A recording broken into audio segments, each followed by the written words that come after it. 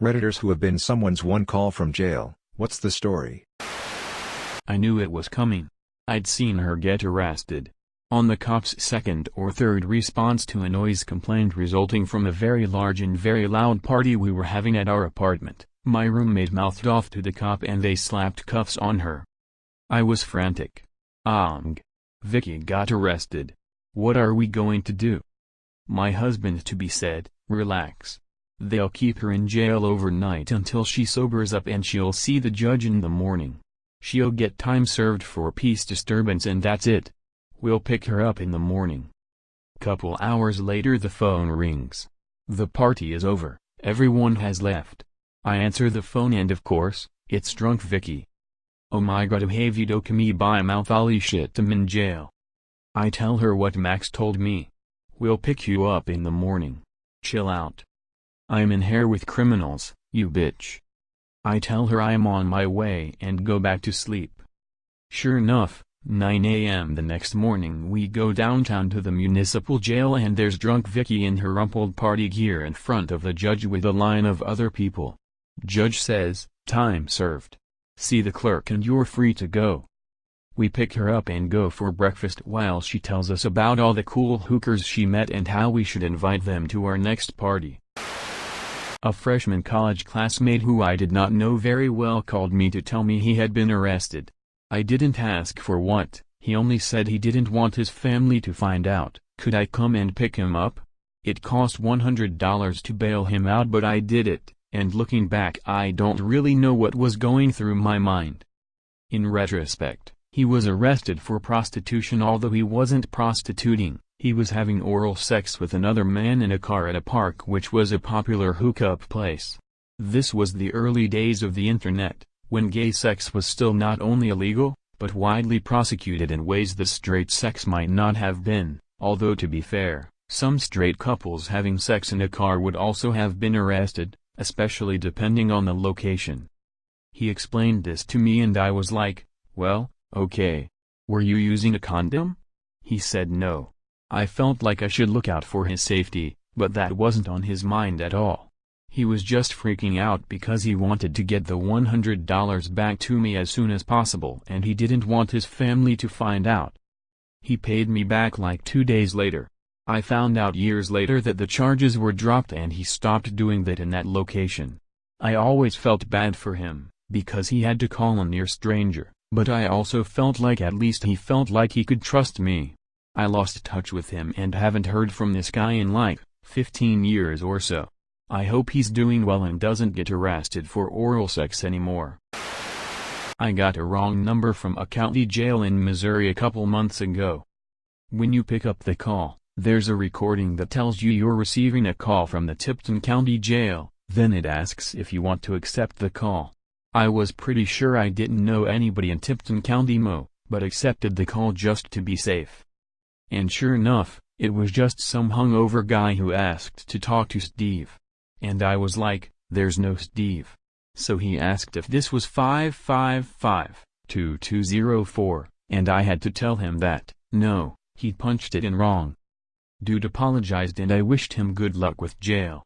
Then I called Steve, since I had his number, and told him that he needed to go bail out his friend. I hope it worked out. Contractor working on my house told me, you can bail me out and I'll finish your job this week and we'll call it even, or you can decline to bail me out and your job will sit for 90 days. We bailed him out. He finished the job doing absolutely crap work and decamped. We kept track of him through a mutual acquaintance, and he did to himself with heroin worse than I ever wished on his sorry hide. Not me but my grandparents. My grandfather was in a street race and got caught. He called at the time my soon-to-be grandmother and she thought he was telling a joke, laughed and said dinner will be ready soon, then hung up.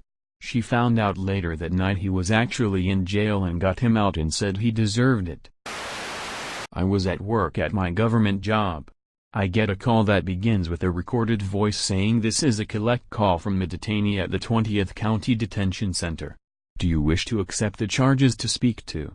And then a recording of my boss's son's name. We didn't have the ability to accept collect calls in my office, so all I could do was hang up. But I was able to go in and tell my boss, I think, son's name, is in trouble in 20 County. My boss hightailed it over to that county's jail and, lo and behold, there was the son, arrested on a failure to appear warrant stemming from an unpaid traffic ticket. About a year after we broke up, my ex called me from a county jail. She'd been picked up on a false ID to a cop charge. She tried to use an ID she'd stolen from her sister who lived in a different state since she didn't have a driver's license, and was driving. Turns out, another city had been watching her for months for drug trafficking, and when they heard she'd been arrested, they ended their investigation and took custody of her for 7 felonies related to drug trafficking and identity fraud. Why the fuck she called me, I have no clue, as we had maybe spoken twice since the breakup. She wanted me to call her dad and let him know what was up. Her dad was furious, not at me, but at the situation. He told me, if you wanted to just forget we exist, I wouldn't blame you one bit.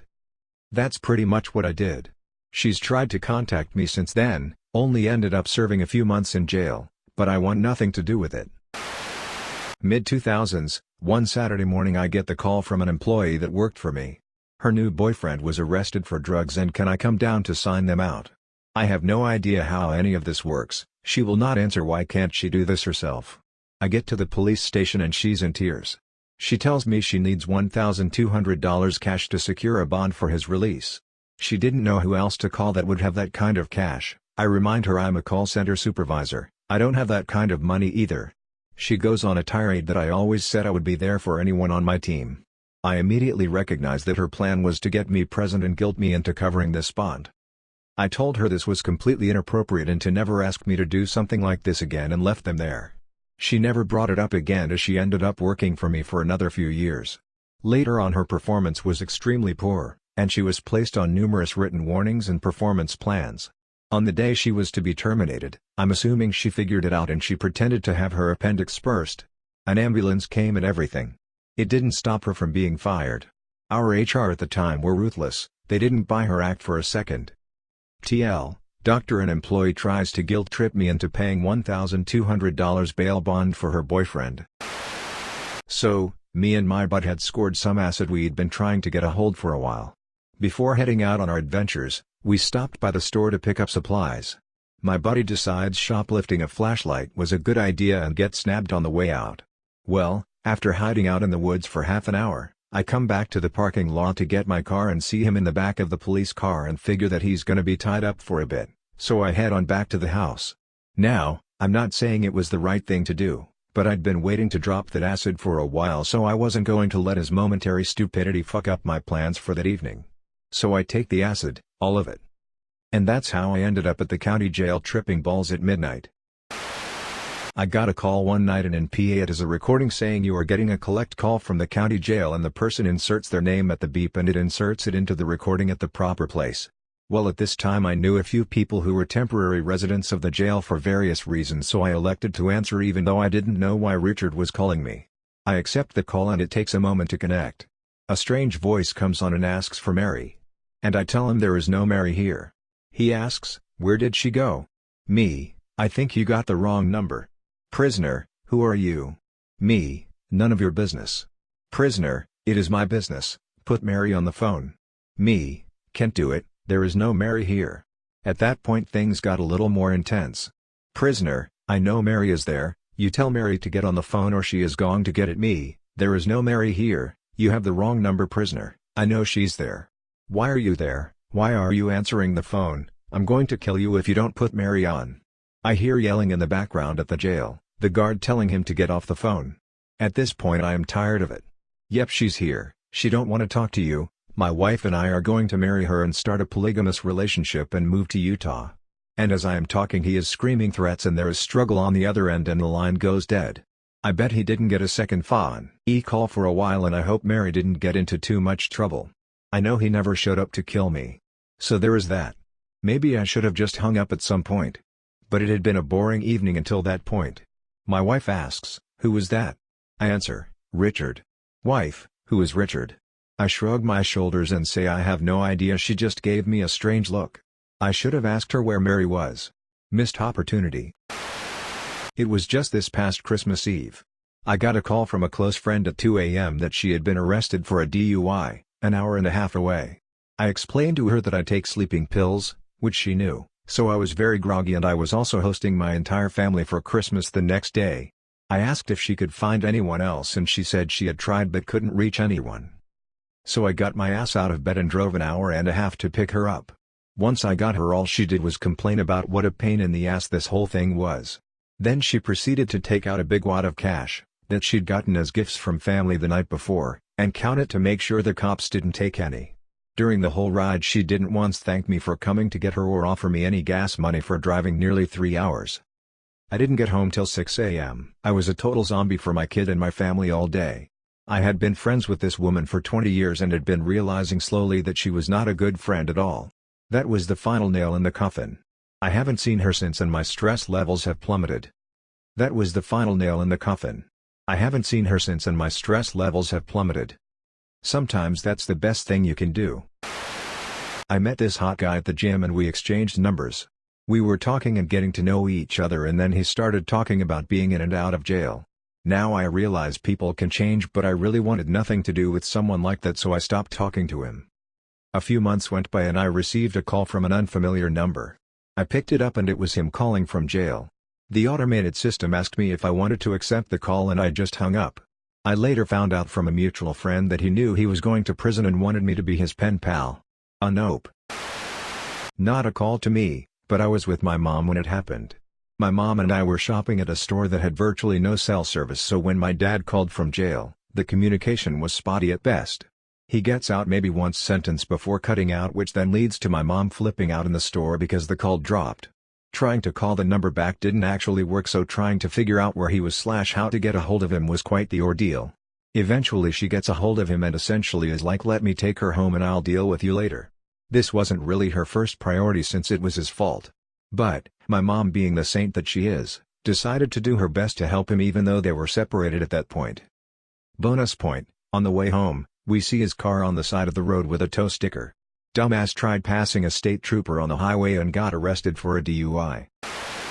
I was in the car with my uncle who had a suspended license at the time. He also had a warrant out for possession. The cop pulled us over and arrested my uncle, then he brought me home. Like 2 hours later I got a call on the home phone from my uncle telling me to hide his drugs just in case anyone came by, get his stash of money from inside of a cutout in his wall, and tell my mom to bail him out. I was 6. And I did it perfectly. When the cops eventually did come by to check on me, they also wanted to look around to make sure that I was safe there until my mom got home. They didn't think it was necessary to look in my sock drawer. Oh Lord. I'm not the kind of person you would imagine getting the jail phone call, but it's happened a couple of times because I used to allow level V dumbasses into my life. Probably the worst, even though I didn't have to try to raise bail for this particular dipshit, came before noon on January 1, 2016.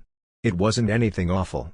The caller had drunk too much, behaved badly, and engaged in the typical kinds of New Year's Eve asshattery that tends to get you arrested. What was bad was, my first thought upon answering the phone and before handing it off to one of his friends who for unfathomable reasons had spent the night on my couch was, I hope this isn't a sign that all of 2016 is going to be like this. Spoiler, all of 2016 was like that.